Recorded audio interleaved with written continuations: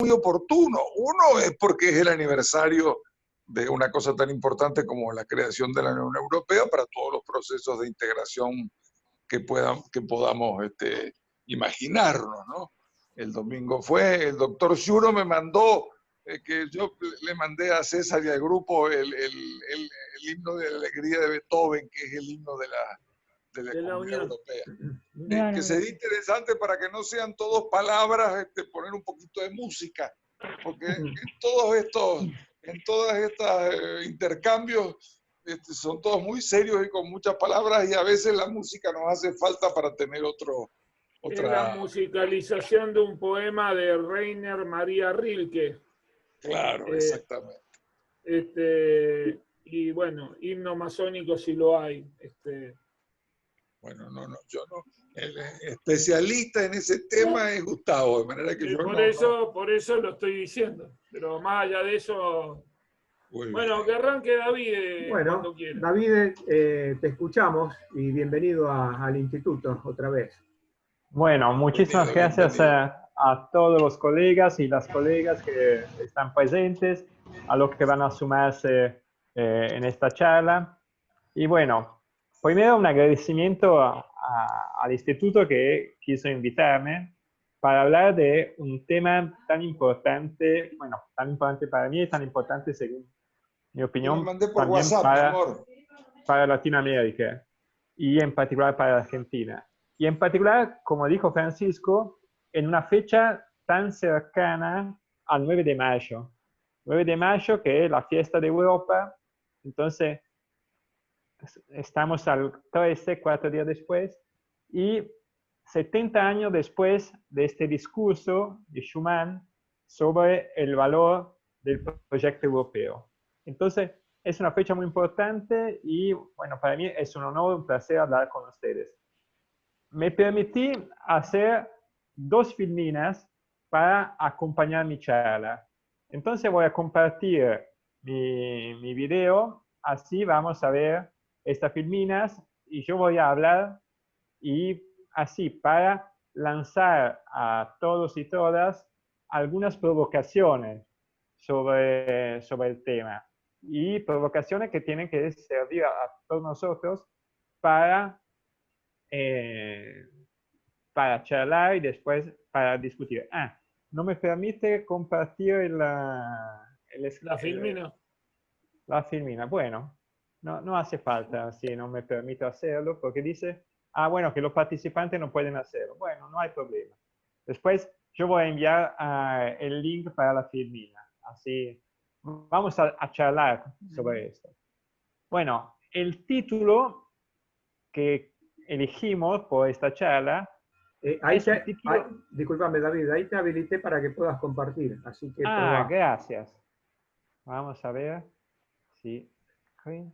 yes, gracias, muchísimas gracias. Entonces, vamos a compartir. Perfecto, bueno, muy bien, gracias. Entonces, el título que elegimos para esta charla es provocativo, ¿ok? Unión Europea ideal o fracaso, ¿qué puede aprender el Mercosur? Bueno, siempre a mí me encanta una pregunta así, porque muchas veces cuando yo dicto clases en la universidad en distintos países del mundo, todos me preguntan, ¿qué podemos aprender del modelo europeo? ¿Cómo se puede replicar el modelo europeo? Y yo siempre contesto diciendo, no tiene que copiar, no tiene que replicar, tiene que tomar el modelo y cambiar las cosas, porque el modelo europeo es un medio fracaso. Y cuando digo esto, obviamente todos me miran así y dicen, ¿cómo es medio fracaso? Vos sos europeo, vos no puedes decir que el modelo europeo es un medio fracaso. Y vamos a ver por qué digo eso. Bueno, Mercosur, ustedes saben bien, es eso. Son 6 Estados miembros, más o menos casi 300 millones de habitantes, pero es un modelo, es un organismo joven. Tiene 29 años. Entonces, es un hombre de 29 años, un hombre que tiene toda su vida adelante. ¿Unión Europea qué es? Unión Europea es un hombre mayor, es un jubilado, 68 años de edad, 27 Estados miembros, entonces ya perdimos uno, pobrecito, casi 450 millones de habitantes. Entonces, todo otro tema. Y también si es más chico como superficie, mucho más grande como habitantes, y las diferencias que tiene al interior de él son diferencias muy importantes. Entonces ya esto nos tiene que decir, son dos sistemas muy diferentes, muy distintos, que no pueden tomar modelo uno del otro. En particular, ¿Qué hiciste? perdón. Ah, ya vi, ya vi. Y en particular el Mercosur no puede copiar la Unión Europea. ¿Y qué es la Unión Europea? A mí me encanta esta provocación. La Unión Europea es un burdégano jurídico. ¿Y por qué un burdégano? Bueno, ustedes saben que el burdégano es un animal. La mezcla del burro con el caballo. Muy bien, gracias.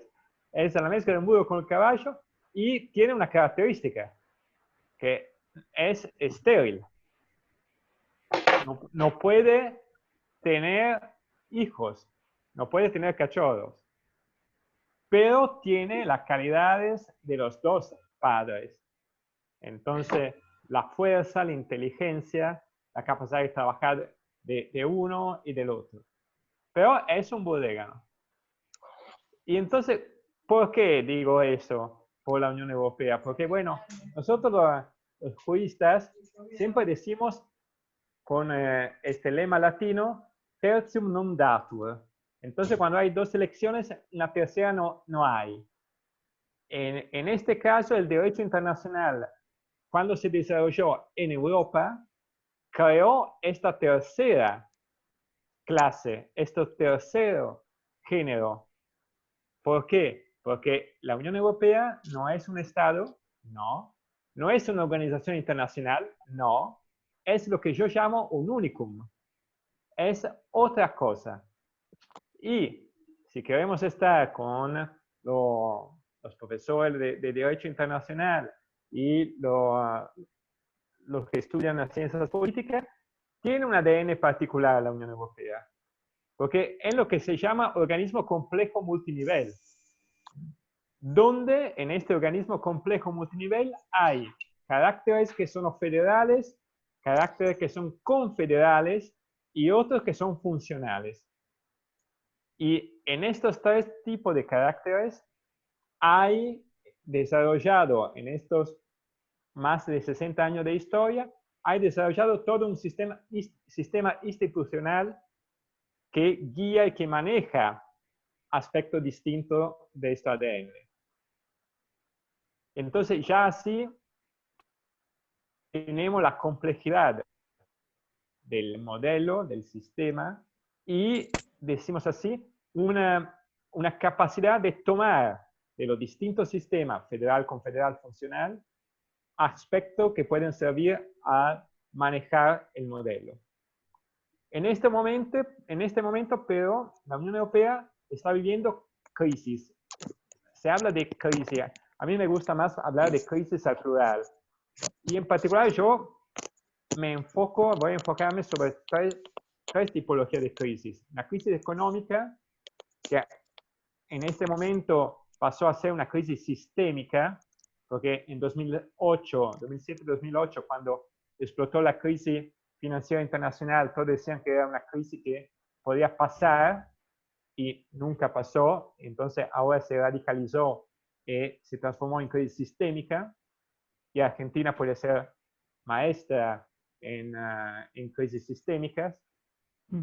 Una crisis social inmanente, orgánica, que está tomando toda la sociedad europea.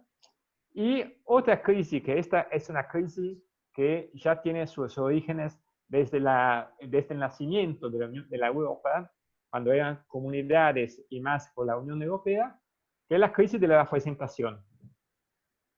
Es una crisis de la representación muy fuerte que corta muchas veces las relaciones entre el pueblo, los ciudadanos europeos y las instituciones que representan los pueblos. Y estas tres crisis se integran y por nuestra mala suerte juegan juntas en contra al desarrollo de la Unión Europea. Y en todo esto, por eso que en los últimos años nacieron, se desarrollaron muchísimos, todo lo que son los movimientos, los partidos, los grupos euroescépticos. Y bueno, todos saben lo que pasó con Reino Unido. En Reino Unido ganó el referéndum por el Brexit y Reino Unido salió de la Unión Europea. Primer caso de un Estado miembro que sale y que, bueno, vamos a ver qué pasará después. Pero no solo Reino Unido con su salida, y en muchos otros países, o en casi todos los países miembros, hay hoy en día movimientos, partidos, también hombres y mujeres que están en las instituciones nacionales, que están en contra al proceso de integración europea. Y entonces, ¿qué necesita en este momento la Unión Europea? Necesita reformas. Reformas, reformas, reformas. Entonces también nosotros, después de 68 años de vida, tenemos la necesidad de reformarnos. Porque si no vamos a tomar estas decisiones que para mí son vitales, vamos a tener el riesgo de tener una implosión terrible que después voy a decir que puede llegar a realizar. Entonces, estas reformas para mí son, primero, en las instituciones. No voy acá a hacer una clase sobre cuáles son las instituciones de la Unión Europea, pero muy rápidamente, las reformas más importantes son en el Parlamento, que tiene que pasar a ser el verdadero lugar donde se actúa y se ejerce el poder legislativo de la Unión, cosa que hoy en día no es así. Hoy es un poder compartido. Entonces, el Parlamento, donde hay los representantes de los pueblos europeos, tiene que ser el verdadero responsable de la legislación. El Parlamento tiene que poder nombrar a la Comisión, entonces tiene que tener una relación directa. La Comisión tiene que ejercer una real función, una verdadera función ejecutiva, cosa que en este momento no es así. Es una función más administrativa hoy en día. Y tiene que hacer la guardiana de los tratados, como era a la origen del sistema. El Consejo, que hoy en día es el verdadero sujeto legislativo de la Unión Europea, tiene que pasar a ser solamente un participante a la función legislativa. Solo, yo digo, solo por rubros particulares, sin tener este fuerte poder de veto sobre la decisión legislativa verdadera que tiene que tomar el Parlamento. El Consejo representa a los Estados miembros y hoy en día todavía es en el Consejo que se encuentra el verdadero poder de manejo y de gobierno de la Unión Europea. Y último, pero no menos importante, es el Banco Central Europeo. Banco Central Europeo que tiene que poder manejar la política económica y monetaria. Hoy en día, el Banco Central Europeo maneja solo la política monetaria. Las políticas económicas son todavía en las manos de los gobiernos nacionales. Entonces, nosotros tenemos una Unión Europea con una única política monetaria, pero con 27 distintas políticas económicas. Es un lío increíble. Segundo camino para la reforma son las reformas de las políticas. Y las políticas que tienen que reformarse son las 4 más importantes, según mi opinión en este momento. La política social, tributaria, de desarrollo económico y de relaciones exteriores. Hoy en día no tenemos en la Unión Europea una política común sobre estos 4 rubros. Estos 4 rubros son todavía de competencia nacional. Entonces tenemos 27, 27, 27, 27. Y a veces más. ¿Por qué? Porque hay países donde los sistemas regionales son casi federales, por ejemplo, Alemania. Entonces, donde la política social, la política tributaria y la política de desarrollo económico se comparte, se declina al interior del mismo estado en los Länders, por ejemplo, en Alemania y en la provincia en España, por ejemplo. Y esto obviamente es un ulterior elemento de diferencia y de complicación del sistema. En este momento, entonces, yo digo que la Unión Europea se encuentra a un bivio. Se encuentra a un cruce donde puede elegir qué hacer. Puede encontrar el camino para continuar a ser y volver a ser protagonista en la escena mundial. Entonces, acá digo, capaz de innovación social, política y cultural, como fue una vez, en particular al comienzo de su historia, o puede transformarse en un actor secundario. Transformarse en un círculo financiero donde actores bastante importantes de la economía mundial se encuentran y charlan entre sí mismos con el Banco Mundial, con el Fondo Monetario Internacional, con Estados Unidos, con Rusia y con China. Y hablan de comercio, de negocios y de cambio de moneda. Pero esto no es, bueno, esto no era en el proyecto inicial de los padres fundadores de la Unión Europea. Entonces, sí, esto es, hay lo que yo llamo ingredientes para este camino de reforma. Los ingredientes que para mí son fundamentales, y acá sí que Mercosur podría encontrar algo de interesante para tomar ejemplo, es, por ejemplo, el conocimiento técnico, el coraje político y la mirada profética. Entonces, conocimiento técnico de los instrumentos, de las herramientas técnicas, jurídicas y política y económica, el coraje de actuar y de realizar, de utilizar estas herramientas, y una mirada profética para encontrar el camino donde ir juntos. ¿Por qué? Porque todo esto junto puede de verdad permitir al modelo, que es un modelo único e irrepetible de la Europa, de transformarse en la que nosotros llamamos postdemocracia o neodemocracia.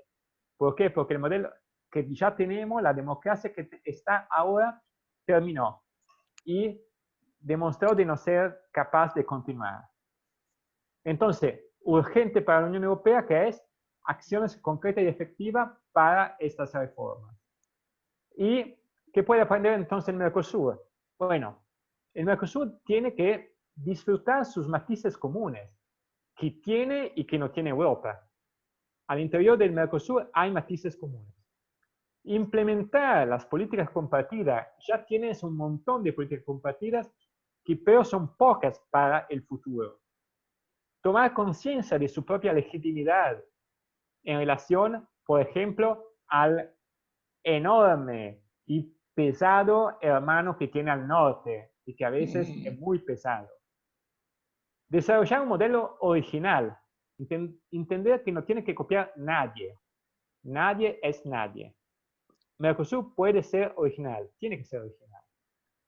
Y último, crear una unión verdadera que hasta este momento no supo llegar a realizar y a demostrar de poder realizar. Y con esto, bueno, agradezco todo y abro entonces, tenemos 7 minutos, abro el espacio para la pregunta, para la charla, para todo lo que quieran ustedes, y tenemos estos 7 minutos y después pasamos a la segunda parte. Gracias. Bueno, muchísimas gracias, felicitaciones, muy claro. Si la idea era plantear provocaciones, ha sido absolutamente un montón de provocaciones de estiletes que nos deja planteado y que seguramente va a generar un montón de preguntas de los participantes. Bueno, eso en español, el animalito se llama mula.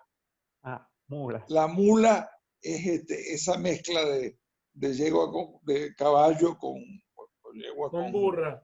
Con burra, y da a ese animal, por cierto, muy útil, que ha sido muy útil en las actividades agropecuarias, mineras, etcétera.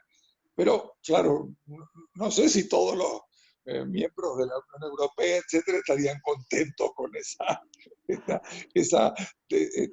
pero si es una mula, imagínense lo que quedará para el pobre Mercosur, que está en este momento una tortuga. en una situación muy grave de paralización, ¿no? Entonces, bueno, ¿qué dice Gustavo? A ver, Gustavo. Un segundito, Gustavo, un segundito. Sí, un aviso parroquial. Ahí en el chat colgué la contraseña y el ID de la segunda parte que vamos a empezar, por si alguno no lo tiene. Ahí lo puede copiar y bueno, puede ingresar cuando se corte esta, en 5 minutos exactamente, hacemos el procedimiento de ingreso. Dale.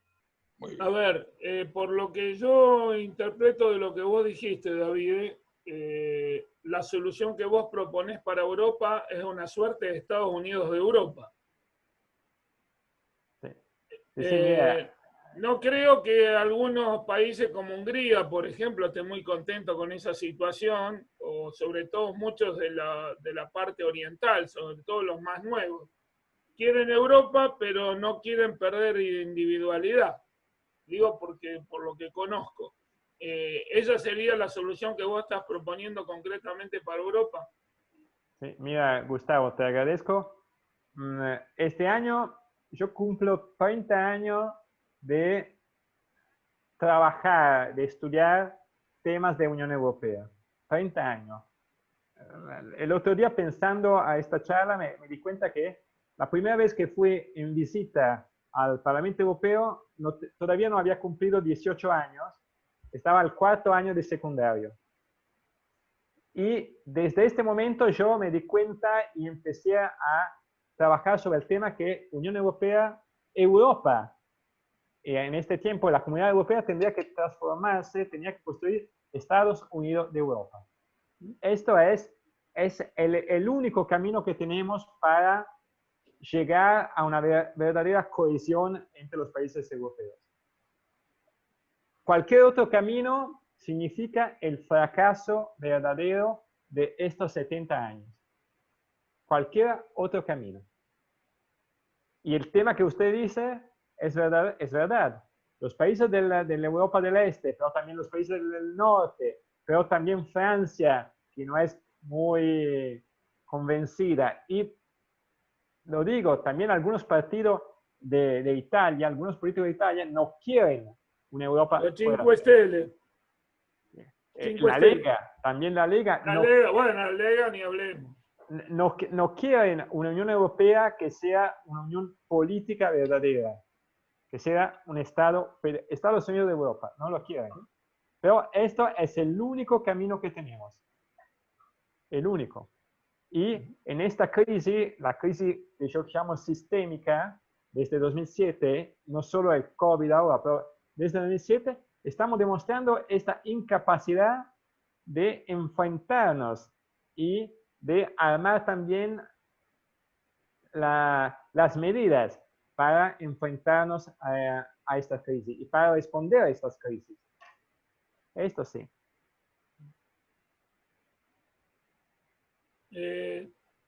Otra cosa, el tema del fracaso de la Constitución, ¿qué rol le asigna el tema del fracaso del proyecto de constitución que hizo Giscard d'Estaing en los 90? O sea, si eso hubiera contribuido, si hubiera pasado el escrutinio de todos los países, si eso hubiera servido a una mayor cohesión o no. Sobre todo por el tema de los derechos sociales que motivó la salida, entre otras cosas, de Gran Bretaña, porque iba en contra de su tradición de las relaciones laborales como si fuera un contrato individual y no de carácter más continental como es en Italia o en Argentina. Sí, sí, el tema de la Constitución fue un tema que enfrentamos mal desde el punto de vista europeo, porque propusimos una Constitución sin hacer todo un trabajo de promoción de lo que significaba una Constitución. Una Constitución no puede bajar de la ley. No estamos en una monarquía de 1848. Entonces, la ley te concede una Constitución, un estatuto, como el Estatuto Albertino en Italia en 1848, Carlo Alberto Re de Sardinia. Estamos en una democracia moderna. Entonces tiene que ser el pueblo a construir y a percibir suya la Constitución. Ubi societas ibi ius, pero también ubi ius ibi societas. Entonces, el ius, el derecho, tiene que ser expresión del pueblo. Y acá, para nosotros, faltó toda esta parte. Entonces, hay sí ciudadanos que tienen esta sensibilidad más grande, más profunda, y otro que no. Lo lamento. Estamos terminando el tiempo, pasamos a la segunda. Pasamos a la segunda parte. Ahí Leticia Oviedo quería hacer una pregunta, pero sugiero, Leticia, que nos volvamos a reconectar y ahí hagas la pregunta, porque esto ya se corta en cualquier momento. Así que ahí tienen en el chat Faltan 11 minutos, perdón. Faltan, según ¿un minuto? Un minuto, sí, porque arrancamos antes y esto dura 40. Bueno. Entonces, está bien. Listo. Sí, menos de un minuto. Perfecto. Ahora nos vemos en la segunda parte. Entonces. Por eso, yo en 5 minutos lo vuelvo, ya vayan conectándose a la nueva sala. Dale. Bueno, y búscate el himno de Beethoven, César.